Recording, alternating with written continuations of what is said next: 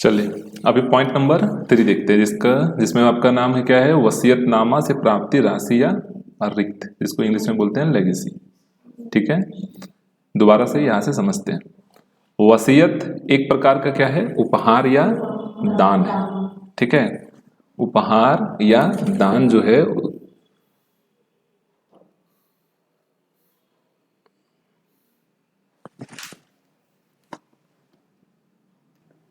ठीक, क्या लिखता है कि वसीयत एक प्रकार का उपहार या दान है। ये कौन देता है, मृत व्यक्ति की इच्छा अनुसार ये आपको मिलता है। ठीक है,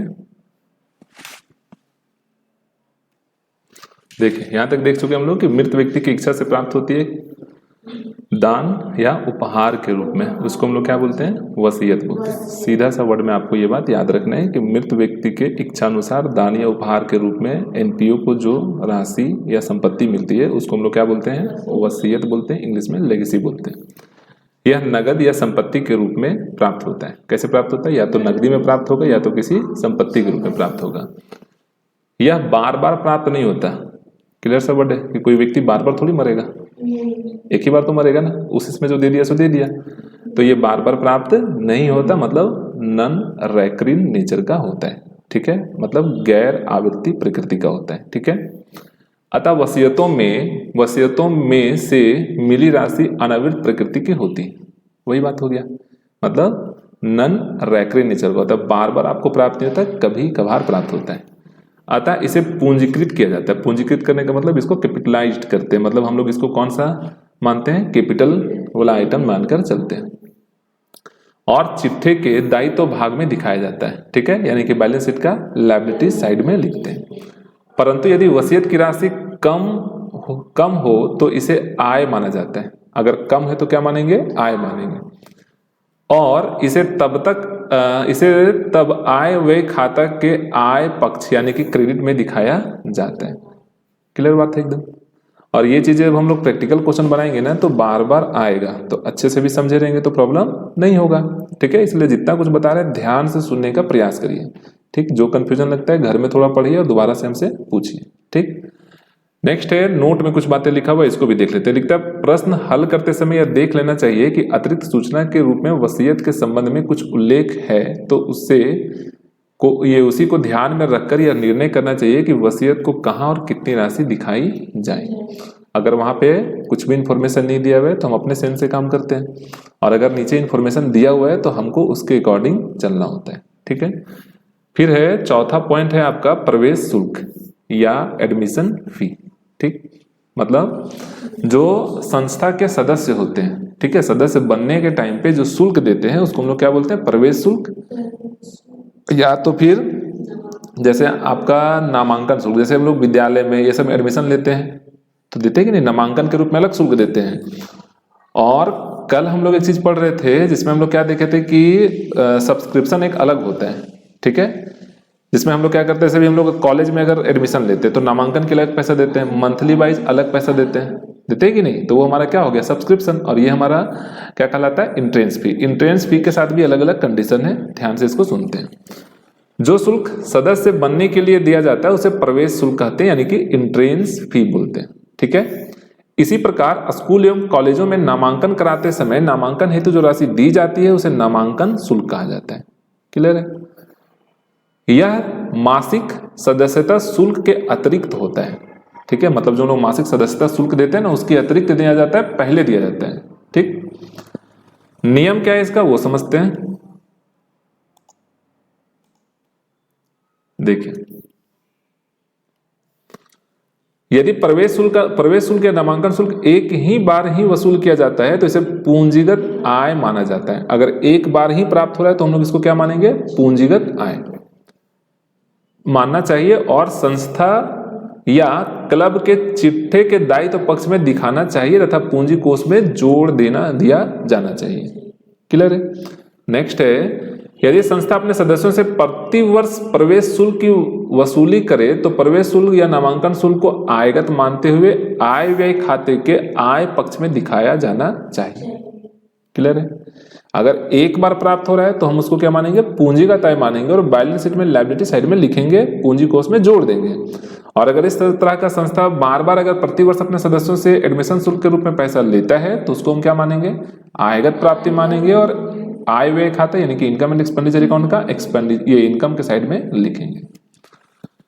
नीचे कुछ नोट्स लिखा हुआ है, इसको भी देख लेते हैं। प्रवेश शुल्क को पूंजीकृत करना हो तो इसे बैलेंस शीट के दायित्व तो ये पक्ष में कैपिटल फंड में जोड़ दिया जाता है या जोड़कर दिखाइए। ठीक है। दूसरा पॉइंट है, यदि प्रश्न में सदस्यता शुल्क या प्रवेश शुल्क के विषय में कोई निर्देश या कोई निर्देश हो तो निर्देशानुसार उसे आयगत पूंजीगत मानना चाहिए। कभी कभी प्रवेश शुल्क का कुछ भाग आयगत और कुछ भाग पूंजीगत माना जाता है, अतः दी गई सूचना के अनुसार प्रश्न हल करना चाहिए।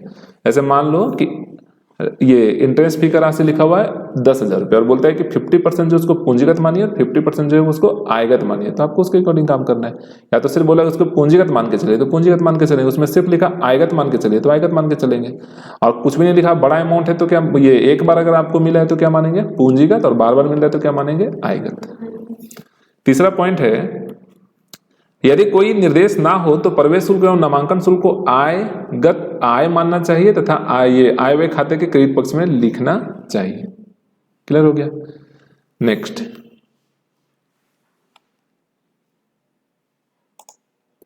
देखिए स्मरणीय सामान्य नियम जनरल रूल क्या बताता है इसमें। रिवेन्यू रिसिप्ट्स क्या क्या आता है, रेवेन्यू रिसिप्ट मतलब आय यानी कि इनकम।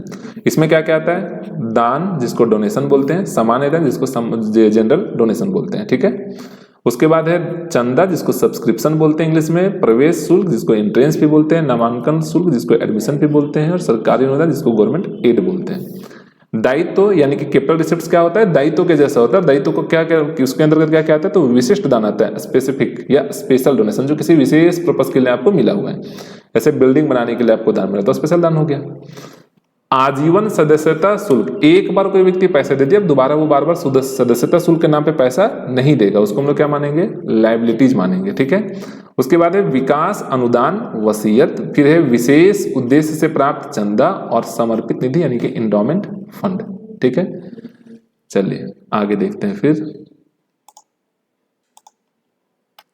नेक्स्ट है आपका यही समर्पित निधि जिसको इंडोमेंट फंड के नाम से जानते हैं। अब ये इंडोमेंट फंड क्या होता है, देखिए यह एक ऐसी कोष है जो वसीयत या उपहार के कारण उत्पन्न होती है। किसके कारण उत्पन्न होती है, वसीयत या उपहार के कारण। ठीक है, इसको ध्यान से सुनिएगा। और जिसकी आय किसी विशेष उद्देश्य के लिए ही प्रयोग की जाती है। जब कोई बड़ी राशि किसी संस्था को किसी संपत्ति को खरीदने के लिए दी जाती है तो इसे संस्था की पूंजीगत आय मानकर चिट्ठे के दायित्व पक्ष में दिखाते हैं, परंतु इसकी ब्याज की आय को आय व्यय खाते के आय के पक्ष में लिखते हैं। सिंपल। उसके बाद है छठा पॉइंट, पुरानी संपत्तियों की बिक्री, सेल ऑफ ओल्ड एसेट्स। अब इसको ध्यान से सुनिएगा। पुरानी संपत्तियों की बिक्री से प्राप्त राशि को आय व्यय खाते में नहीं दिखाया जाता। जैसे मान लो कि हमारे पास कोई संपत्ति है, वो पुराना हो गया, अनयूज्ड हो गया, ठीक है, वो हमारे यूज में अब नहीं है, तो रख के तो कुछ करना नहीं है, हम क्या करते हैं, उसको बेच देते हैं। और जब बेचने से मान लो कि 1 लाख रुपए का संपत्ति था और हम उसको बेच दिए 80,000 रुपये में, तो जो 80,000 रुपये पैसा आया उसको आय व्यय खाते में नहीं लिखते। याद रहेगा। ध्यान ये रखना है आपको कि जब हम बेच रहे हैं और बेचने से लाभ या हानि हो रहा है तो हम उसको लिखते हैं। अगर आपको लाभ हो रहा है तो इनकम एंड एक्सपेंडिचर अकाउंट का इनकम के साइड में लिखेंगे, अगर हानि हो रहा है तो एक्सपेंडिचर साइड में लिखेंगे। सिर्फ उतना ही अमाउंट लिखेंगे जितना से आपको प्रॉफिट हो रहा है, जितना से लॉस हो रहा है। ऐसे 1 लाख का आपको अगर एग्जाम्पल बता रहे हैं तो 1 लाख रुपया का संपत्ति 80,000 में बेच रहे हैं तो 20 रुपये का लॉस, तो 20 रुपये एक्सपेंडिचर साइड में चल जाएगा, loss on sales of fixed assets. अगर 1,20,000 में बेच रहे हैं तो 20 रुपये का प्रॉफिट, तो यहां पे लिखेंगे gain on sales of fixed assets, और किधर लिखेंगे, रिसिप्ट साइड में।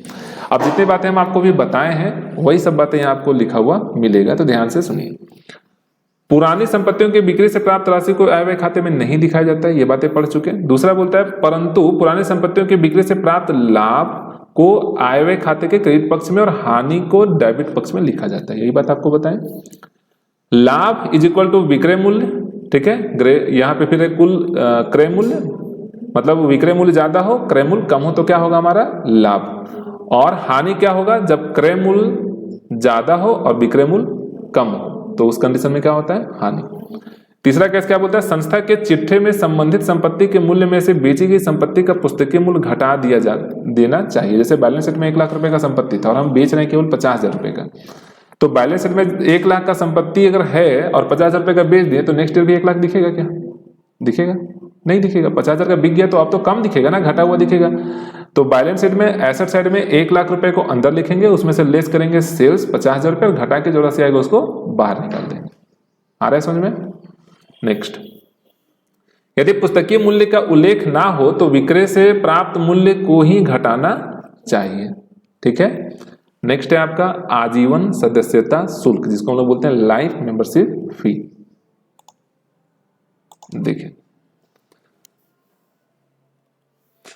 इसे पूंजीगत आय कैपिटल इनकम माना जाता है। इसको क्या मानते हैं? कैपिटल इनकम, क्योंकि लाइफ में वो एक ही बार आपको मिलेगा। ठीक है। और चिट्ठे के दायित्व भाग में दिखाया जाता है। कहां लिखते हैं? चिट्ठे के दायित्व भाग में। यदि कोई भिन्न सूचना हो या समायोजन से उल्लेख हो तो उसी के अनुसार क्रिया की जाएगी। अगर मान लो नीचे कुछ इन्फॉर्मेशन दिया हुआ है तो हम उस इन्फॉर्मेशन के अकॉर्डिंग काम करेंगे। कुछ भी नहीं दिया हुआ है तो हम क्या मान के चलेंगे कि ये कैपिटल इनकम है और इसको हमको कहां लिखना है? चिट्ठा यानी कि बैलेंस शीट का लायबिलिटी साइड में। आजीवन सदस्यता शुल्क वह शुल्क है जो अलाभकारी संस्था अपने सदस्यों से उसके जीवन काल में एक बार ही प्राप्त करती है। ठीक है। अपने सदस्यों से कितना बार प्राप्त करती है? केवल एक बार। इसलिए नाम से भी तो क्लियर चल रहा है लाइफ मेंबरशिप फी यानी कि आजीवन सदस्यता शुल्क। कभी कभी इसके लिए इसके एक भाग को चंदा खाता में हस्तांतरित कर दिया जाता है और शेष को पूंजी कोष में। तो कंडीशन रहेगा उसके अकॉर्डिंग काम करेंगे।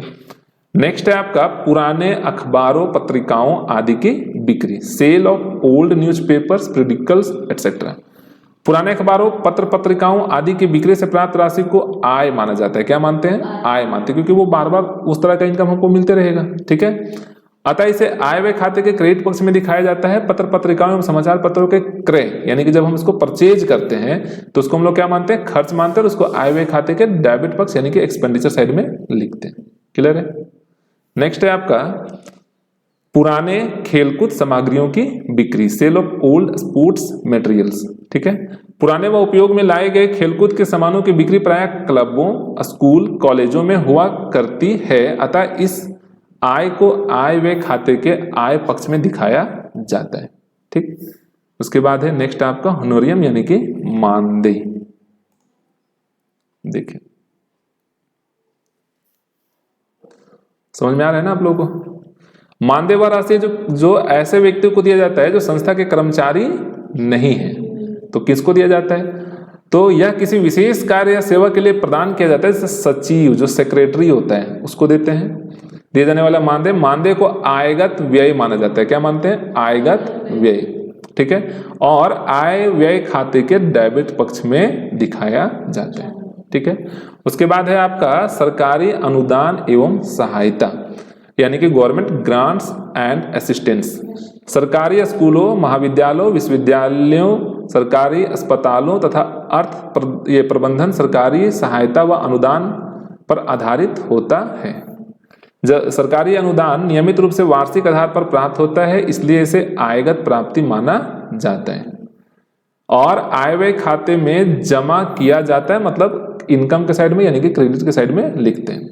परंतु यदि अनुबंध किसी कार्य विशेष के लिए प्राप्त हो तो इसे पूंजीगत प्राप्ति मानेंगे। जैसे आपको जो एड मिल रहा है वो विशेष काम के लिए मिला है कि आपको बिल्डिंग बनवाना है, आपको लाइब्रेरी बनवाना है। ठीक है। या मतलब उसमें एक कंडीशन लग गया तो हम लोग उसको क्या मान के चलेंगे? पूंजीगत प्राप्ति। जैसे सरकार से पुस्तकालय भवन, विज्ञान भवन के लिए प्राप्त अनुदान, मतलब उसमें कंडीशन लग गया कि ये जो पैसा दे रहे हैं आपको ये इसी काम में खर्च होना चाहिए, तो हम उसको क्या मानेंगे? पूंजीगत प्राप्ति। और कोई कंडीशन नहीं है तो उसको क्या मानेंगे? आयगत प्राप्ति। इन्हें क्रमशः पुस्तकालय भवन कोष तथा विज्ञान भवन कोष में हस्तांतरित किया जाएगा। उसके बाद है महत्वपूर्ण नोट।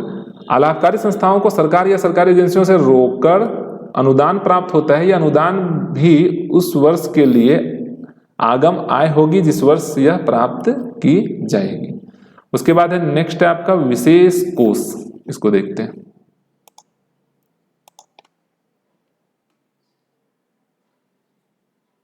देखिए जब किसी विशेष उद्देश्य से कोष रखे जाते हैं ठीक है, इसके साथ कुछ कंडीशन लगा दिए कि ये पैसा इसलिए रख रहे हैं कि ये काम फलाना काम हमको करना है, तो विशेष उद्देश्य हो गया। जैसे पुरस्कार कोष, ठीक है, मैच कोष, खेलकूद कोष, मरम्मत कोष इत्यादि, तो इसे विशेष कोष या विशिष्ट कोष कहा जाता है। इस कोष की राशि को प्रतिभूतियों में विनियोग कर दिया जाता है, सिक्योरिटी के रूप में इसको क्या करते हैं, इन्वेस्ट कर देते हैं, ठीक है। इस निवेश या कोष से जो आय यानी कि ब्याज या लाभांश प्राप्त होती है उसे इसी कोष में जोड़कर चिट्ठे के दायित्व भाग में ये पक्ष की ओर लिखा जाता है और इसमें से संबंधित व्यय को आय व्यय खाते में व्यय की ओर ना लिखकर बल्कि इसे कोष में घटाया जाता है, ठीक है। जब व्ययों की राशि कोष की राशि से अधिक होती है तब इस अधिक को आय व्यय खाते के आय ये व्यय की ओर दिखाया जाता है। मतलब इसको ऐसे समझिए, जैसे मान लो कि हमारा कोष जो है वो 10,000 का है, ठीक है, उसमें से इनकम आया मान लो 2,000 का, तो कितना हो गया कोष अभी 12,000 का। अब 12,000 रुपये में 8,000 रुपये हम लोग खर्चा कर दिए, कितना बच गया 4,000 रुपये। तो 4,000 रुपये बैलेंस शीट में चला जाएगा क्योंकि हमारे पास कोष अभी बच रहा है। और यही कंडीशन उल्टा होता, 12,000 रुपये का कोष है और हम खर्च कर दिए 14,000, हो सकता था ना ऐसा। तो ऐसे कंडीशन में 2,000 रुपये तो कम हो गया, तो हम इसको क्या लिखेंगे, इनकम एंड एक्सपेंडिचर अकाउंट का एक्सपेंडिचर साइड में। ये दोनों बातें याद रखिएगा। अगर आपका फंड कुछ बच रहा है तो कहाँ रहेगा, बैलेंस शीट में लायबिलिटीज के साइड में। और फंड अगर माइनस में आ गया, नेगेटिव फिगर आ गया, तो कहाँ जाएगा, इनकम एंड एक्सपेंडिचर अकाउंट का एक्सपेंडिचर साइड में, याद रहेगा। नेक्स्ट, अस्थाई जमा या विनियोग पर ब्याज, interest on fixed deposit and investments. अस्थाई जमा तथा निवेश या विनियोग पर ब्याज की दर के आधार पर अवधि को ध्यान में रखते हुए ब्याज की गणना करनी चाहिए। मतलब हम कब इन्वेस्ट किए उस समय से कैलकुलेशन करेंगे, डेट का ध्यान रखेंगे कि 6 महीने का है या फिर कुछ दिन का दिया हुआ तो दिन के अकॉर्डिंग कैलकुलेशन करेंगे। उतनी राशि प्राप्ति एवं भुगतान खाते के रिसिप्ट साइड में होनी चाहिए जो आपको प्राप्त हो रहा है, ठीक है। यदि प्राप्ति एवं भुगतान खाता यानी कि रिसिप्शन पेमेंट अकाउंट में ब्याज की राशि ब्याज की आगनित राशि से कम दिखाई हो तो अंतर की राशि उपार्जित ब्याज मानी जाएगी। जैसे मान लो कि हम कहीं 1 लाख रुपए का इन्वेस्ट कर दिए, ठीक है, 12 महीने के लिए हम इससे 10% ब्याज लेते हैं, ठीक है। तो 1 साल में ब्याज की राशि कितना आना चाहिए, 1 लाख का 10% निकालेंगे तो 10,000 आना चाहिए। और क्वेश्चन में बता रहा है ना कि ब्याज जो है वो प्राप्त 8,000 रुपया ही हुआ है, तो 2,000 रुपये तो बच रहा है ना अभी। तो 2,000 रुपये कमा तो लिए हैं हम, पर हमको मिला नहीं है। तो जो पैसा नहीं मिलता है उसी को हिंदी में उपार्जित ब्याज यानी कि एक्यूड इंटरेस्ट के नाम से जानते हैं। तो वो तो है इसी साल से रिलेटेड, तो हम क्या करेंगे, उसको जोड़कर दिखाएंगे, ठीक है। और चूंकि पैसा मिला नहीं है, मिलेगा, तो हम उसको बैलेंस शीट में भी लिखेंगे। किधर लिखेंगे, एसेट साइड में, क्योंकि उससे पैसा हमको मिलना है। नेक्स्ट,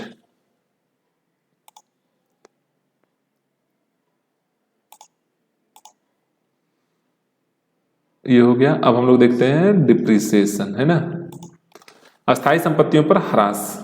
ह्रास का मतलब तो समझते हैं आप लोग कि अस्थाई संपत्तियों के लगातार प्रयोग करने से, उपयोग करने से उसके मूल्य में, मतलब उसके काल पुर्जे में या उसके मूल्य में जो कमी आता है, गिरावट आता है, घिसावट आता है ना, उसकी को हम लोग क्या बोलते हैं, ह्रास बोलते हैं, डिप्रिसिएशन बोलते हैं, ठीक है। और डिप्रिसिएशन हमारे लिए क्या होता है, आयगत खर्च है। तो हम लोग उसको क्या करते हैं, इनकम एंड एक्सपेंडिचर अकाउंट का एक्सपेंडिचर साइड में लिखते हैं। और बैलेंस शीट में रिलेटेड एसेट्स जिसपे हम डिप्रिसिएशन लगा रहे हैं उसमें से घटाकर जो शेष राशि बचता है उसको हम लोग बाहर निकाल देते हैं, ठीक है। देखिए, अस्थाई संपत्तियों पर ह्रास की गणना करते समय ह्रास की दर एवं समय पर ध्यान देंगे। यदि दर ना दी गई हो तो संपत्ति के प्रारंभिक शेष प्लस वर्ष के दौरान संपत्ति के क्रय के योग में संपत्ति के अंतिम शेष की राशि को घटा दें। जैसे अगर मान लो कि सीधा सीधा आपको बोल दिया कि 1 लाख रुपए का संपत्ति है, ठीक है, और आपको बोला 10% इसमें प्रत्येक साल डिप्रिसिएशन लगता है, तो आपको पता चल गया कि 10,000 रुपये हमको हर साल घट जाएगा।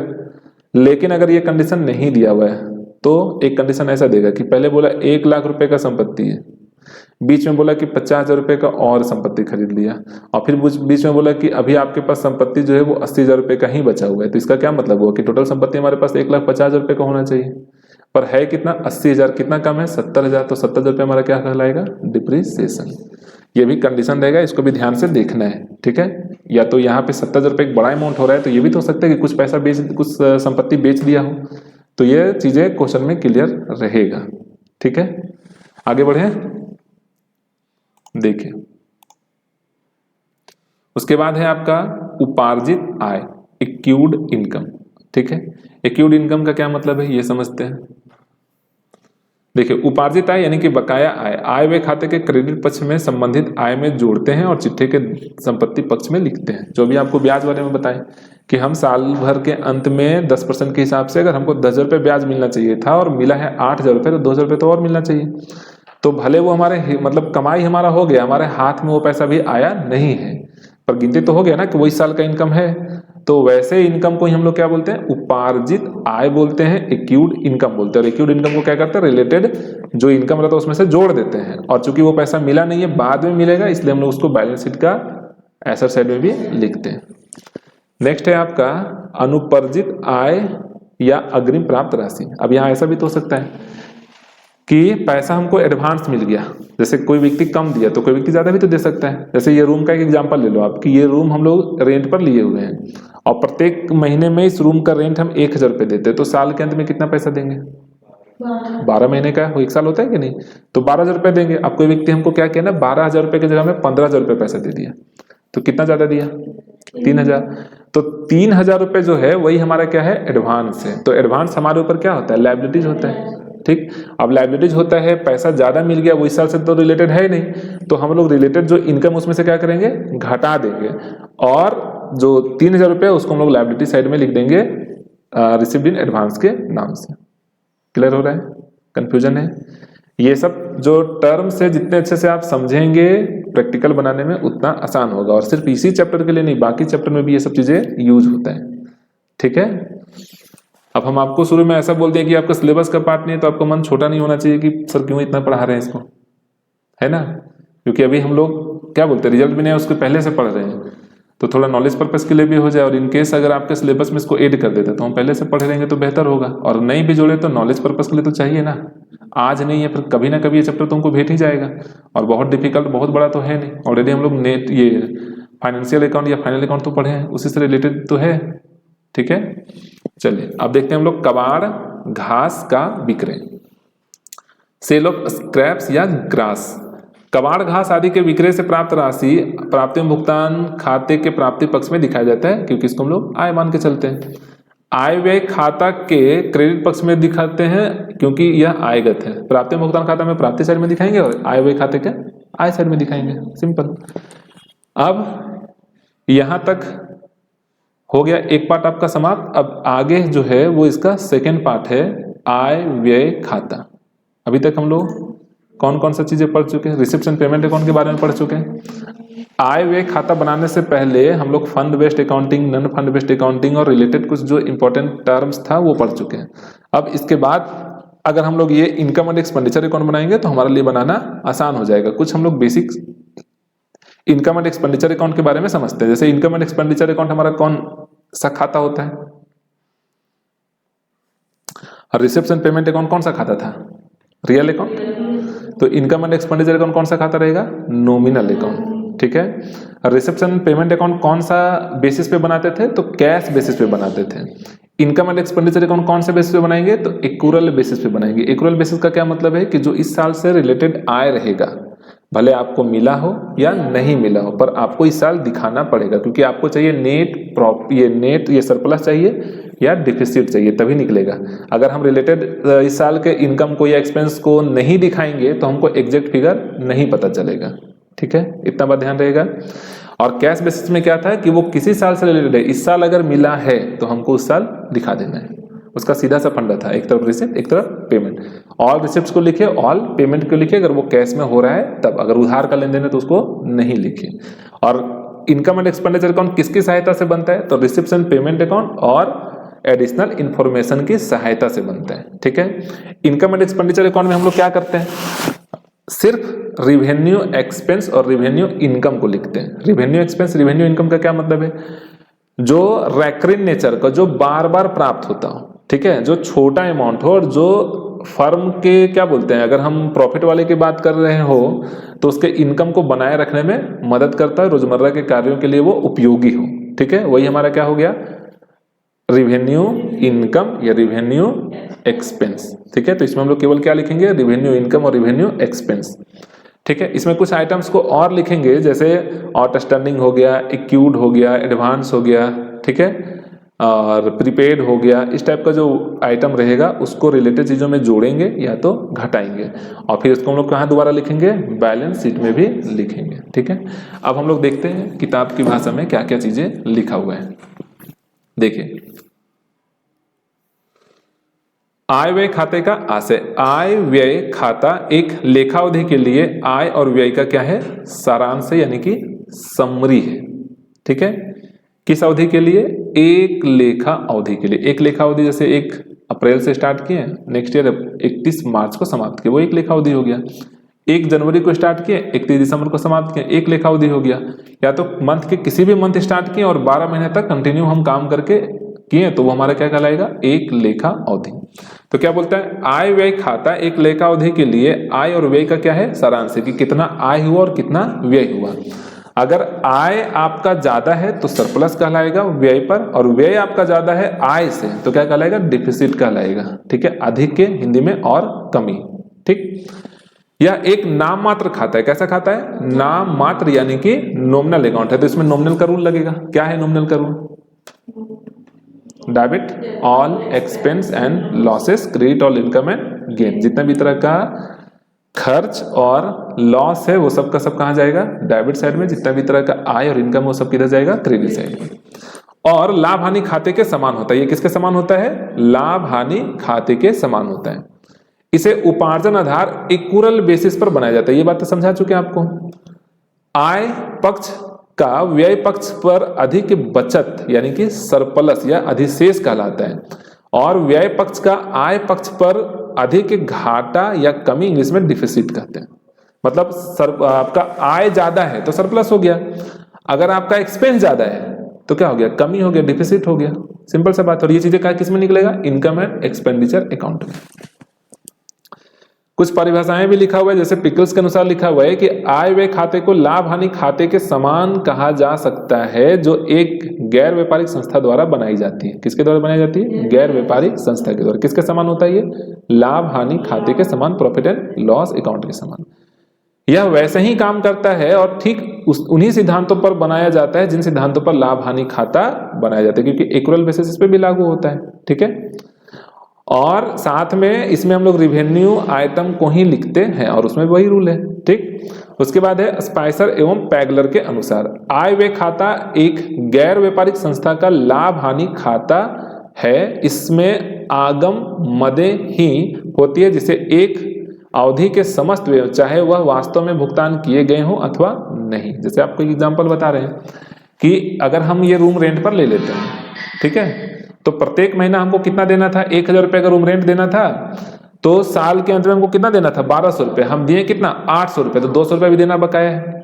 तो भले नहीं दिए पर रिलेटेड किससे है, इस साल से रिलेटेड है, तो हमको इस साल लिखना पड़ेगा। किसमें लिखना पड़ेगा, इनकम एंड एक्सपेंडिचर अकाउंट में। ठीक है, यह वैसे ही काम करता है। यहां देख सकते हैं ना हम लोग, मैं डेबिट कहता था तो समस्त आय चाहे वास्तविक रूप से प्राप्त हुई हो अथवा नहीं क्रेडिट किया जाता है। बस ध्यान ये रखना है कि वो इस साल से होना चाहिए रिलेटेड। ठीक है, आय व्यय खाते का अंतिम शेष उस अवधि का आय पर व्यय का अधिक अथवा व्यय पर आय का अधिक जैसी स्थिति हो दर्शाता है। ठीक, यहां तक बातें क्लियर है, किसी को कोई कंफ्यूजन है नहीं ना? चलिए आगे देखते हैं। समझ में आ रहा है ना ठीक से आप लोगों को? देखिए, आयगत स्वभाव या आयगत प्रकृति के संदर्भ में किसी मद को आय कहने के लिए 3 शर्तों का पूरा होना चाहिए। किसी मद को हम आय बोल रहे हैं तो कब बोलेंगे कि वो आय है। ठीक है, तो वो 3 शर्त आपके अपने दिमाग में रखना चाहिए। अगर वो चीजों को पूरा करता है तो उसको हम लोग आय मानेंगे, वरना आय नहीं मानेंगे। पहला शर्त है कि प्राप्तियां या आय आवृत्ति प्रकृति की होनी चाहिए, मतलब बार बार प्राप्त होना चाहिए, रैकरिंग नेचर का होना चाहिए। ठीक है, कैसा नेचर का होना चाहिए, रैकरिंग नेचर का, बार बार प्राप्ति वाला आइटम होना चाहिए, तो हम उसको क्या मान लेंगे, आय मानेंगे। फिर 2 कंडीशन दोबारा से देखेंगे। ठीक है, फिर बोलता है चालू वर्ष से संबंधित होना चाहिए, जिस साल हम बना रहे हैं उसी साल से संबंधित होना चाहिए। और तीसरा कंडीशन क्या है कि किसी विशेष प्रयोग के लिए ना रखा गया हो।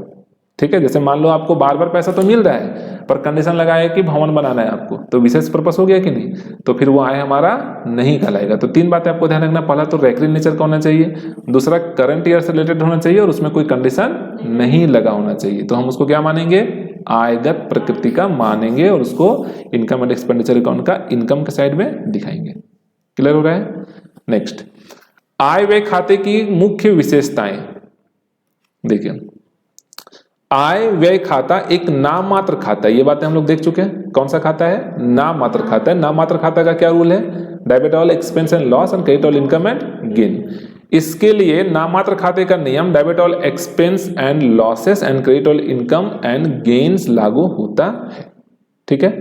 नेक्स्ट है आपका, यह प्राप्ति एवं भुगतान खाता तथा अन्य अतिरिक्त सूचनाओं या संयोजनाओं के आधार पर बनाया जाता है। ये बातें हम लोग डिस्कस किए पहले कि रिसेप्शन पेमेंट अकाउंट से इसको की सहायता से हम इसको बनाते हैं और साथ में क्या लेते हैं, एक्स्ट्रा एडजस्टमेंट जो दिया रहता है उसको लेते हैं। इसके डेबिट पक्ष में उस अवधि से संबंधित सभी आयगत व्ययों को दिखाया जाता है, क्योंकि डेबिट साइड में एक्सपेंडिचर लिखते हैं हम लोग और क्रेडिट साइड में क्या लिखते हैं, इनकम्स लिखते हैं। इसके क्रेडिट पक्ष में उस अवधि से संबंधित सभी आयगत आयों को दिखाया जाता है, किसमें, इनकम एंड एक्सपेंडिचर अकाउंट में। पांचवा पॉइंट लिखता है, पूंजीगत मदों को इसमें नहीं दिखाया जाता, जैसे अस्थायी संपत्तियों की क्रय विक्रय, विनियोग, विशिष्ट दान, उपकरण, पुस्तकें आदि। ठीक है, ये सब हमारा क्या है, पूंजीगत प्रकृति का आइटम है। तो क्या हम इसको इसमें लिखेंगे, शुरू में तो कंडीशन लगा हुआ है कि सिर्फ किसको लिखेंगे, आयगत प्राप्तियों को ही लिखेंगे। और आयगत प्राप्ति होने के लिए तीन कंडीशन, एक तो रेकरिंग नेचर का होना चाहिए, दूसरा करंट ईयर से रिलेटेड होना चाहिए और तीसरा कोई अनकंडीशनल होना चाहिए। ठीक है, यहां तक चीजें क्लियर है। अब देखते हैं इसके आगे। अभी हम लोग पांचवा पॉइंट देखें ना, छठा पॉइंट देखिए, इसमें केवल चालू वर्ष के ही आय एवं व्यय लिखे जाते हैं, गत वर्ष या अगले वर्ष से संबंधित आय व्यय इसमें नहीं लिखे जाते। इसलिए हम लोग क्या करते हैं, रिलेटेड चीजों को घटा देते हैं या तो जोड़ देते हैं। ठीक है, इसमें लाभ हानि खाते की तरह संपत्तियों पर ह्रास, देनदारों पर अप्राप्य तथा संदिग्ध ऋणों के लिए प्रावधान, पूर्वदत्त व्यय, उपार्जित आय आदि के लेखे दिए जाते हैं या किए जाते हैं। ठीक है, नेक्स्ट है आपका खाता शेष। आय का व्यय पर अधिक क्या कहलाता है, अधिशेष कहलाता है, सरप्लस कहलाता है। और व्यय पर आय का अधिक क्या कहलाता है, कमी कहलाता है, यानी कि डिफिसिट कहते हैं। ठीक, कुछ और बातें हैं, इसको भी देखिए। थक गए क्या आप लोग, देखिए। अब हम लोग यहां से देखते हैं ध्यान देने वाली बातों पे कि किस किन चीजों पे हमको ध्यान देना है। वैसे ये चीजें हम लोग ऑलरेडी पढ़ चुके हैं, बस एक क्या बोलते हैं, स्मरण के लिए दोबारा से पढ़ लेते हैं। यहां क्या लिखता है,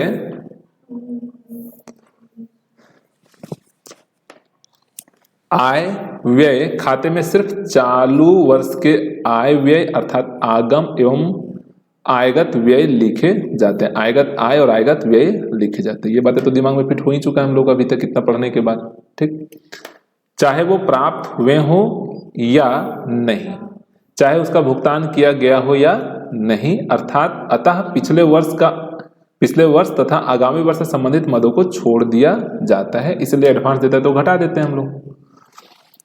आय व्यय खाते में पूंजीगत मदें अर्थात पूंजीगत प्राप्तियां और पूंजीगत भुगतान नहीं दिखाई जाती।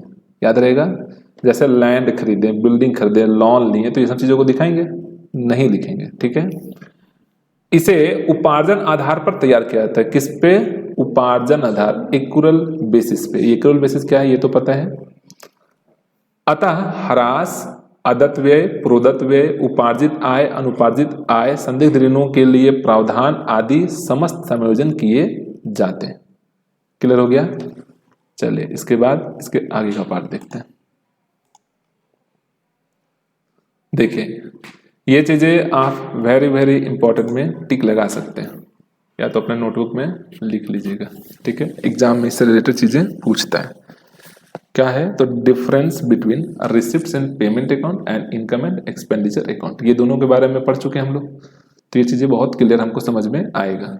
जैसे सबसे पहले लिखा हुआ है नेचर ऑफ अकाउंट्स, तो रिसिप्ट्स एंड पेमेंट अकाउंट किस नेचर का होता है, रियल का होता है। और इनकम एंड एक्सपेंडिचर अकाउंट किस नेचर का होता है, नॉमिनल का होता है। इतना तो याद ही रह जाएगा आपको। नेक्स्ट पॉइंट क्या लिखते हैं,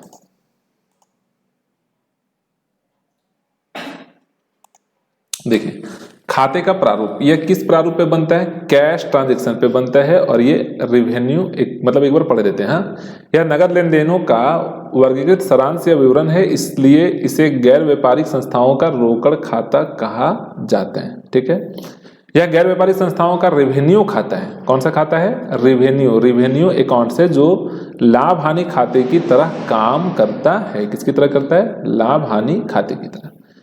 इसका बिगिनिंग यानी कि जब हम प्रारंभ करते हैं, कौन सा खाता बनाना, रिसिप्ट्स एंड पेमेंट अकाउंट। तो उसमें क्या होता है, यह खाता हस्त रोकड़ कैश इन हैंड तथा बैंक में रोकड़ कैश एट बैंक से प्रारंभिक शेष ओपनिंग बैलेंस से प्रारंभ होता है। जब रिसिप्ट्स एंड पेमेंट अकाउंट हम लोग समझे हैं तो उसमें तो देखे ही होंगे आप लोग कि ओपनिंग बैलेंस से स्टार्ट और क्लोजिंग बैलेंस पे समाप्त होता है। यह किसी प्रारंभिक शेष से प्रारंभ नहीं होता, प्रत्येक अवधि के लिए नए सिरे से बनाया जाता है। कौन, income and expenditure account. Debit पक्ष में देखिए क्या लिखते हैं, आप बुक देखो ना सामने से, नींद आ रहा है। इस खाते के डेबिट पक्ष में सभी प्राप्तियों को लिखा जाता है। डेबिट साइड में क्या लिखते हैं, ऑल रिसिप्ट्स को। ठीक है, इस खाते के डेबिट पक्ष में केवल आयगत खर्चों एवं हानियों को लिखा जाता है। ठीक है, यहां सभी प्राप्तियों का मतलब पूंजीगत और आयगत दोनों हो गया, और इनकम एंड एक्सपेंडिचर अकाउंट में केवल आयगत खर्चों और हानियों को लिखते हैं। क्रेडिट पक्ष में क्या करते हैं, इस खाते में क्रेडिट पक्ष में सभी भुगतानों को लिखते हैं, चाहे वो आयगत हो चाहे वो पूंजीगत हो, और इसमें केवल हम लोग क्या लिखते हैं, इस खाते में क्रेडिट पक्ष में आय एवं लाभों को दिखाया जाता है, वो भी सब कौन सा, रेवेन्यू वाला। ठीक है, उसके बाद दिखाई जाने वाली मदें, छठा पॉइंट में क्या लिखता है, इसमें पूंजीगत एवं आयगत दोनों प्रकार की मदें दिखाई जाती है, और इसमें केवल आयगत मदें दिखाई जाती है। क्लियर हो रहा है।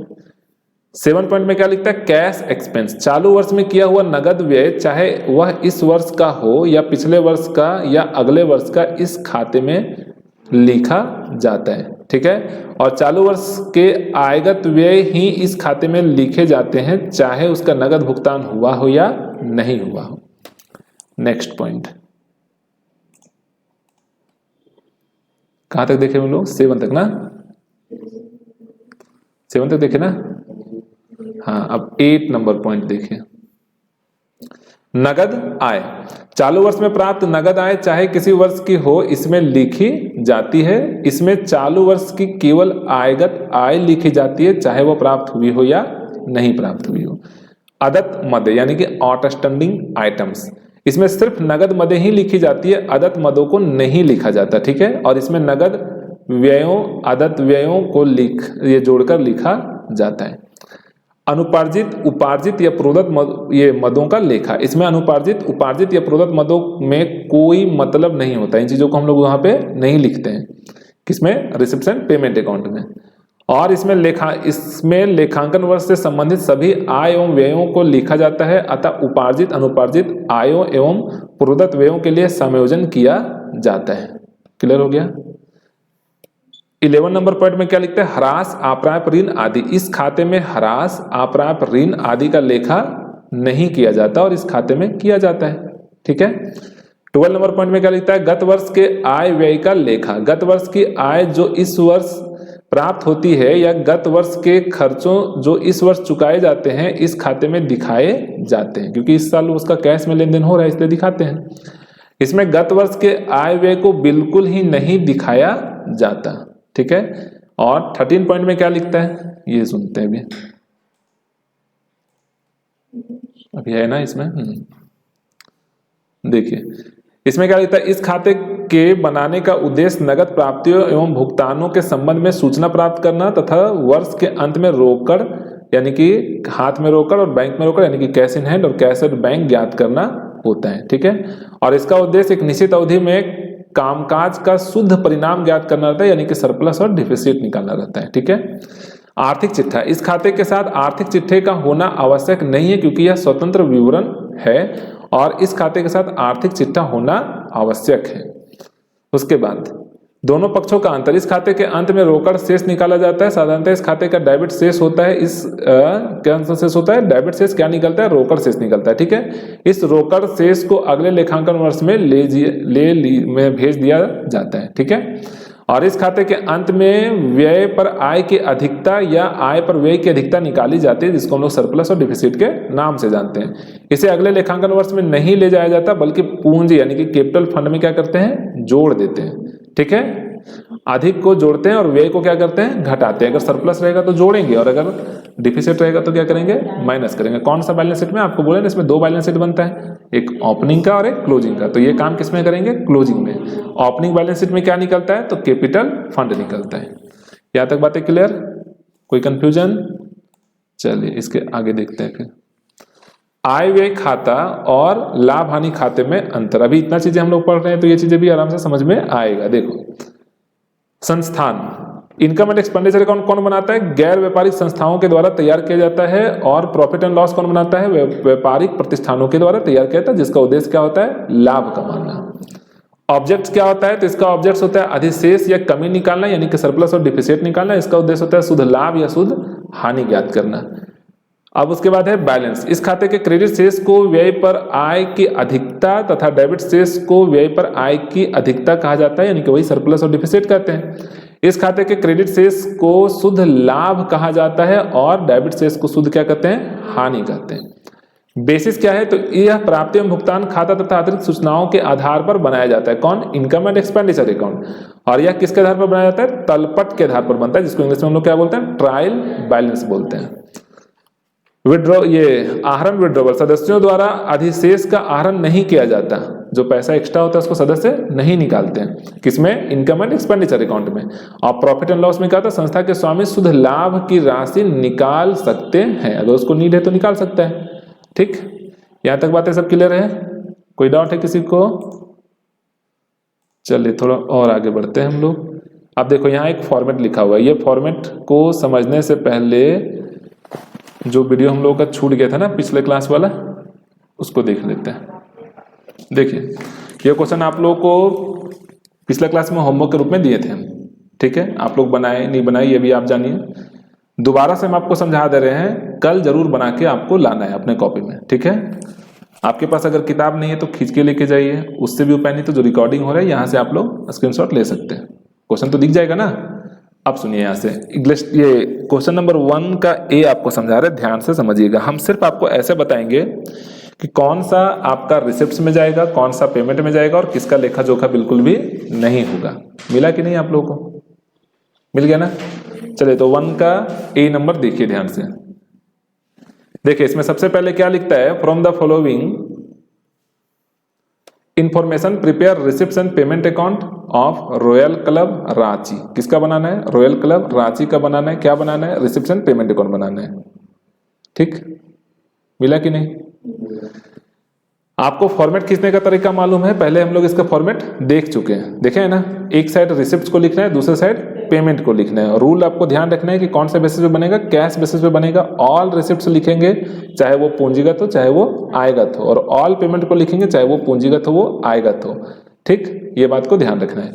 अब नीचे कुछ इन्फॉर्मेशन लिखा हुआ है। एक बात और इसको जानने से पहले जान लीजिए कि हम लोग ये ओपनिंग बैलेंस से स्टार्ट करते हैं, क्लोजिंग बैलेंस पे समाप्त करते हैं। Opening cash in hand, cash at bank रहता है, और क्लोजिंग में भी आपका कैश इन हैंड या कैश एट बैंक निकलता है। ओपनिंग बैलेंस तब आपको नहीं मिलेगा जब वो खाता हम लोग इसी साल स्टार्ट कर रहे होंगे, वो ऑर्गेनाइजेशन इसी साल आपका क्या बोलते हैं, ऑर्गेनाइज्ड हुआ होगा, तो आपको ओपनिंग बैलेंस नहीं मिलेगा, वरना ओपनिंग बैलेंस आपको मिलेगा। तो जैसे देखिए इस क्वेश्चन में क्या लिखा है, 1/1/2023 को रोकड़ 9800 रुपए का, यानी कि कैश जो है वो कितना है, 9800 रुपए। तो ओपनिंग बैलेंस हो गया। आपको डेबिट साइड यानी कि रिसिप्ट्स के साइड में लिखना है टू बैलेंस BD, उसके नीचे लिखना है कैश इन हैंड और अमाउंट लिखना है 9800। समझ आ रहा है? नेक्स्ट, सब्सक्रिप्शन लिखना है 75,200 रुपए का। किधर लिखना है, रिसिप्ट्स के साइड में यानी कि डेबिट के साइड में। उसके बाद क्या लिखना है, स्पेसिफिक डोनेशन, ये है कैपिटल आइटम पर, इसको लिखेंगे हम लोग क्योंकि यहाँ रेवेन्यू और कैपिटल से कोई मतलब लेना देना हमारा नहीं है, दोनों का दोनों लिखेंगे। उसके बाद फिर क्या लिखा हुआ, इंट्रेंस फी, इसको भी लिखेंगे रिसिप्ट्स के साइड में। रेंट ऑफ क्लब हॉल, इसको भी लिखेंगे। इलेक्ट्रिसिटी चार्ज, ये पैसा हमको देना पड़ता है ना, तो इसको कहाँ लिखेंगे, पेमेंट के साइड में। सैलरी एंड वेजेस, ये भी जाएगा हमारा पेमेंट के साइड में। होनोरियम टू सेक्रेटरी, ये भी पेमेंट के साइड में जाएगा। न्यूज़पेपर 2000, ये भी हमारा पेमेंट के साइड में जाएगा। ठीक है, इंटरेस्ट ऑन बैंक डिपॉजिट्स, ये आपका किधर जाएगा, बैंक डिपॉजिट में पैसा जमा के तो हमको मिल रहा है तो रिसिप्ट के साइड में जाएगा। फर्नीचर परचेज ये किधर जाएगा, पेमेंट के साइड में जाएगा, और मिसलेनियस एक्सपेंस ये भी पेमेंट के साइड में जाएगा। फिर आपको कंपेयर करना है डेबिट वाले से क्रेडिट का, और जो बैलेंस आएगा वो हो जाएगा आपका इतने का 50,100 का। ये कल बना के लाना है, गलत बनाए सही बनाए फिर हम इसको चेक करेंगे। ठीक, अब देखते हैं इसके आगे क्वेश्चन नंबर 1 का बी। देखिए बी में क्या क्या लिखता है। देखिए सबसे पहले क्या लिखा हुआ है, opening balance cash in hand और कैश एट बैंक। तो हम लोग रिसिप्ट के साइड में लिख देंगे टू बैलेंस बीडी, वहां लिखेंगे कैश इन हैंड और कैश एट बैंक। अमाउंट लिख देंगे 5,000 25,000, दोनों को जोड़ के कॉलम के बाहर निकाल देंगे 30,000। ठीक है, नेक्स्ट सब्सक्रिप्शन को लिखेंगे रिसिप्ट के साइड में, डोनेशन को लिखेंगे रिसिप्ट के साइड में, इन्वेस्टमेंट परचेज्ड खरीद रहे हैं तो पैसा अपने पास से जा रहा है मतलब पेमेंट हो रहा है, तो किस साइड में लिखेंगे, पेमेंट के साइड में। रेंट पेड ये भी पेमेंट के साइड में जाएगा। जनरल एक्सपेंस ये भी आपका पेमेंट के साइड में जाएगा। पोस्टेज एंड स्टेशनरी ये भी पेमेंट में जाएगा। कुरियर चार्ज ये भी पेमेंट में जाएगा। सन्ड्री एक्सपेंस ये भी पेमेंट में जाएगा। और क्लोजिंग कैश इन हैंड ये भी आपका पेमेंट के साइड में सबसे नीचे लिखेंगे, दोनों साइड जोड़ के देखिएगा इक्वल आएगा। तो ये क्वेश्चन नंबर 1 का बी कंप्लीट। नेक्स्ट 1 का सी देखते हैं अभी। ठीक है, देखिए इसमें क्या लिखता है कि ऑन जनवरी 1 2023 कैश बैलेंस 3000। कितना लिखा हुआ है, कैश बैलेंस 3000 का है। किधर लिखेंगे, रिसिप्ट साइड में, डेबिट साइड में लिखेंगे, और टू बैलेंस बीडी के नाम से लिखेंगे, कैश इन हैंड के नाम से लिखेंगे 3000 रुपये। उसके बाद लिखता है एंट्री फी ड्यूरिंग 2023 500, ये भी आपका रिसिप्ट के साइड में जाएगा। सब्सक्रिप्शन रिसिप्ट ड्यूरिंग 2023 900, ये भी रिसिप्ट के साइड में जाएगा। सब्सक्रिप्शन रिसिप्ट ऑफ 2022 इन 23, मतलब 2022 का पैसा 23 में मिल रहा है, पर मिल तो रहा है ना, तो कहाँ लिखेंगे, डेबिट साइड में लिखेंगे। ठीक है, रेंट पेड इन 2023 50, तो इसको कहाँ लिखेंगे, क्रेडिट साइड में लिखेंगे, मतलब पेमेंट के साइड में लिखेंगे। रिसिप्शन पेमेंट है तो पेमेंट के साइड में लिखेंगे। बुक परचेज ये भी आपका पेमेंट के साइड में जाएगा। मैगजीन एंड न्यूज़पेपर परचेज 500, ये भी आपका पेमेंट के साइड में जाएगा। पेपर एटसेट्रा परचेज ये भी पेमेंट के साइड में जाएगा। संडे एक्सपेंस पेमेंट के साइड में जाएगा, और सैलरी भी आपका पेमेंट के साइड में जाएगा। फिर आपको कंपेयर करना है, यहाँ से आपका बैलेंसिंग निकलेगा 2830 रुपए का। इतना तो कर ही सकते हैं आप लोग। नेक्स्ट देखिए 1 का डी नंबर, यहां क्या लिखता है कि Chaman prepare reception payment account of Chaman club for the following information. ठीक, आप देखो नीचे लिखा हुआ है रिसिप्ट, सब्सक्रिप्शन है 2400 रुपए का, ऑलरेडी रिसिप्ट लिखा हुआ है तो रिसिप्ट साइड में सारा आइटम जाएगा। तो सब्सक्रिप्शन रिसिप्ट 2400 रुपए लिखेगा, रेंट ऑफ रूम 140 रुपए लिखेगा, गेम फी 700 रुपए लिखेगा, रिसिप्ट फ्रॉम कैंटीन 1500 रुपए लिखेगा, इंटरेस्ट ऑन इन्वेस्टमेंट 720 रुपए लिखेगा, एंट्रेंस फी 600 रुपए लिखेगा, डोनेशन का 1200 रुपए लिखेगा। ये सबका सब किधर लिखेंगे, रिसिप्ट के साइड में। आप पेमेंट के साइड में आपको क्या लिखना है, रिपेयर 144 रुपए का, पीटी एक्सपेंस 240 रुपए का, सैलरी 1200 रुपए का, प्रिंटिंग एंड स्टेशनरी 360 रुपए का, कैंटीन स्टोरेज 1020 रुपए का, वेजेज ऑफ गार्ड का 816 रुपए, इलेक्ट्रिसिटी चार्ज का 480 रुपए, और रेंट एंड टैक्स का 600 रुपया। ये सब किधर जाएगा, पेमेंट के साइड में। अब हम लोग यहाँ पे गौर किए होंगे कि ओपनिंग बैलेंस तो मिला नहीं, पर नीचे कुछ इन्फॉर्मेशन लिखा हुआ है, नोट लिखा हुआ है ना, वहां में भी हमको ओपनिंग बैलेंस मिल जाए। तो आप देखिए यहाँ से लिखा हुआ है there were outstanding salary. Outstanding से रिलेटेड कोई भी आइटम को हम लोग रिसिप्ट एंड पेमेंट अकाउंट में लिखते हैं क्या, नहीं लिखते हैं। तो ये 300 से हमारा कोई लेना देना अभी फिलहाल नहीं है। उसके बाद एक्यूट सब्सक्रिप्शन, इससे भी कोई लेना देना नहीं है। फिर बोलता है furniture is to be depreciate, इससे भी कोई लेना देना नहीं, क्योंकि ये तीनों का तीनों आइटम हमारा किसके काम का है, इनकम एंड एक्सपेंडिचर अकाउंट का, तो ये तीनों छोड़ देंगे। फिर लिखा हुआ कैश बैलेंस 1 जनवरी 2023 1116 रुपए, इसको लिखेंगे। रिसिप्शन पेमेंट अकाउंट का सबसे ऊपर लिखेंगे, डेबिट साइड में लिखेंगे, टू बैलेंस बीडी के नाम से लिखेंगे, कैश इन हैंड लिखेंगे, और अमाउंट कितना लिखेंगे 1116 रुपया। ठीक है, और यहाँ पे क्लोजिंग में लिखेंगे 3116 रुपया। तो ये आपका 1 का डी फिनिश। ठीक, अब एक लास्ट क्वेश्चन देखते हैं हम लोग 2 नंबर, और आज की क्लासेस को यहीं कर देंगे समाप्त। ठीक, और ये 2 नंबर क्वेश्चन जो है वो है भी आपका इंपॉर्टेंट। देखिए यहाँ क्या लिखता है, from the following particular related to Nataraj club Haridwar prepare reception payment account for the year ending 31 December 2023। देखिए क्या क्या आइटम इसमें लिख रहे हैं।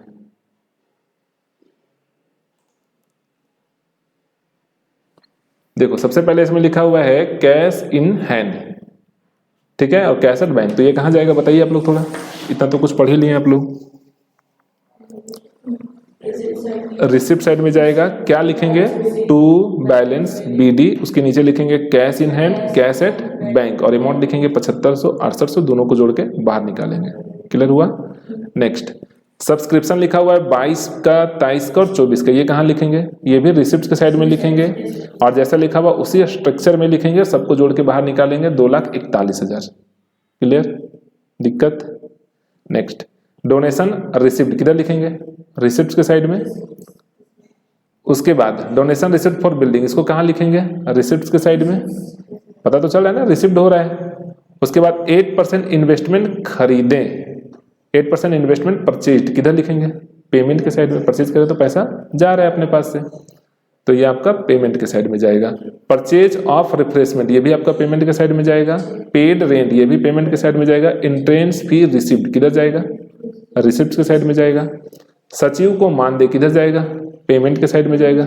ठीक है, और फिर लिखता है 8% या इंटरेस्ट ऑन 8% इन्वेस्टमेंट, ये किधर जाएगा, रिसिप्ट के साइड में जाएगा। यहां तक दिक्कत है किसी को, नहीं ना। चलिए इसके आगे थोड़ा सा और देखते हैं। अभी हम लोग कहां तक देखें, यहाँ फर्नीचर परचेज, ये कहां जाएगा, पेमेंट के साइड में।